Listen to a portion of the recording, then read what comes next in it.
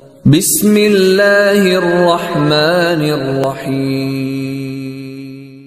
رب نے کرم دی چھا کرنی، سبحان اللہ سبحان اللہ۔ رب نے کرم دی چھا کرنی ہے، سونے نے جدوں ہاں کرنی ہے۔ رب نے کرم دی چھا کرنی ہے، سجدے وچوں سار چک لے مٹھڑا، سجدے وچوں سار چک لے سوہنا، سجدے وچوں سار چک لے پیارا، اساں کوئی تینوں نہ کرنی ہے، اساں کوئی تینوں نہ کرنی ہے۔ تے نبی علیہ السلام دی بات دا ترجمہ، امت میری بخشو ساری، میرے پیارے رب جی امت میری بخشو ساری، اگلی گل میں تاں کرنی،